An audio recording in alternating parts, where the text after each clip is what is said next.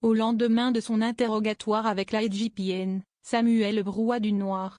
En plus d'avoir le moral au plus bas, il s'est également coincé le dos. « Jennifer, Diane Dassigny, le met en garde, tu vas finir par imploser.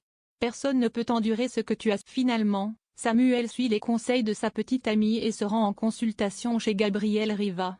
Inquiet pour son cousin, ce dernier lui annonce « Ton corps te dit stop, c'est un psy dont tu as besoin. » De plus, le médecin lui ordonne de se mettre en arrêt. Pendant ce temps, au commissariat, l'inspectrice de l'IGPN apprend qu'Hugh et Samuel est en arrêt.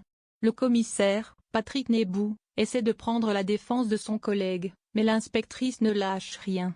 Elle dit sur un ton condescendant « Je vais demander une expertise psychiatrique. » Le laisser avec son arme de service, ça serait irresponsable vu. Au petit matin, Vanessa, Agathe de la Boulaye, reproche à Blanche de profiter de la situation pour monter tous les Mistraliens contre elle.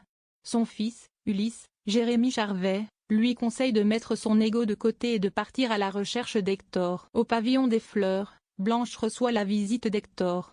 Ce dernier lui présente ses excuses pour avoir disparu sans donner de nouvelles. Contre toute attente, il n'est pas seul, mais accompagné de 2 jeunes hommes originaires de l'île. Il explique à Blanc-I, ils m'ont embarqué dans un sacré trac. Plus tard, Blanche informe Hector qu'elle est au courant pour sa maladie d'Alzheimer. Pris sur le fait accompli, ce dernier est contraint de lui avouer toute la vérité. On m'a diagnostiqué cette M il y a quelques mois. J'ai une forme rare de la maladie et qui progresse très rapidement. Hector confie à Blanche que sa famille n'est pas au courant. Face à cette nouvelle, Blanche fond en larmes. Va-t-elle supporter de vivre une nouvelle histoire d'amour avec un homme atteint de la maladie d'Alzheimer? À la résidence Massalia, Jules annonce à Apolline, Zoé et Laibi, qu'il a contacté les mamans de Steve afin de leur parler de ses doutes concernant Sébastien Varrois.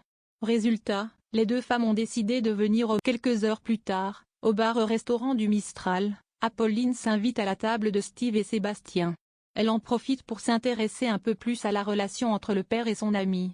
De retour à la résidence, Apolline informe Jules qu'elle a volé le téléphone de Sébastien Varrois. En fouillant à l'intérieur du smartphone, elle s'aperçoit qu'il y a très peu de photos personnelles.